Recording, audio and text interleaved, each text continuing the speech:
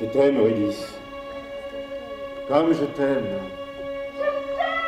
Des choristes et un orchestre se faisant face. 150 musiciens disséminés dans la cour du Nest. Bienvenue en pleine répétition de Rivière Song.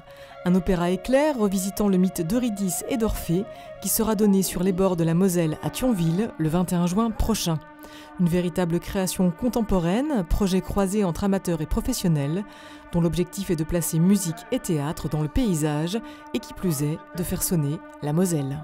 Tu as les deux protagonistes Orphée et Eurydice, joués par Fabienne Lindingre qui nous vient de Nancy et Jean-Christophe Quenon qui nous vient de Paris.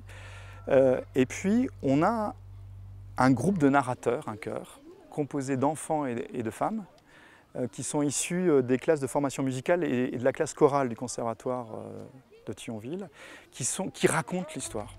Et à côté, tu as un ensemble d'acteurs muets, donc issus du conservatoire de Metz, qui viennent jouer tour à tour les amis, les convives, les invités du mariage, les esprits qui sont dans les enfers. Voilà.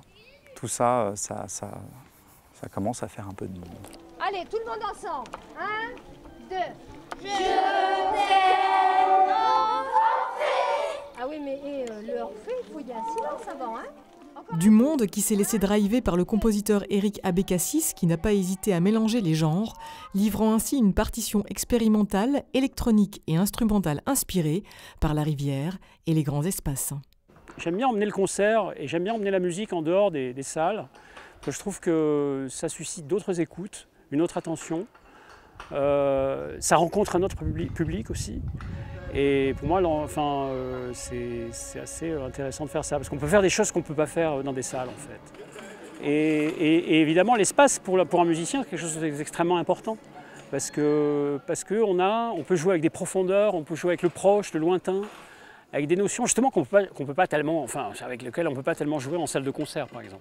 Et comme si chœur, orchestre et bande-son ne suffisaient pas, Éric Abécassis a également convié le groupe rock Amnésique à ce projet d'envergure, jouant une fois encore la carte du contraste. Ce qu'on va apporter en fait à la composition qui est là, c'est apporter des moments, des passages qui sont un peu plus péchus. On va accompagner en fait les cuivres et puis l'ensemble de la partie classique. Et puis au milieu, il y a une partie qui est juste après les enfers, sur lequel on va intervenir pas mal, où on apporte notre morceau. Donc on va apporter la partie électrique qui correspond dans l'œuvre en fait à la partie des enfers. Je t'aime, Orphée.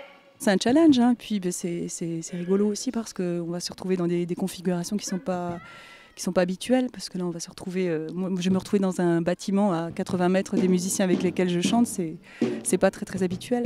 J'ai jamais joué comme ça un immense orchestre avec 150 musiciens, musique contemporaine, avec des chœurs, tout ça, donc ça va être assez impressionnant. Les quelques 200 musiciens de Rivière Song vous donnent rendez-vous vendredi 21 juin sur le chemin de Halage quai Krauser à Thionville, à l'occasion de l'ouverture de la Fête de la musique.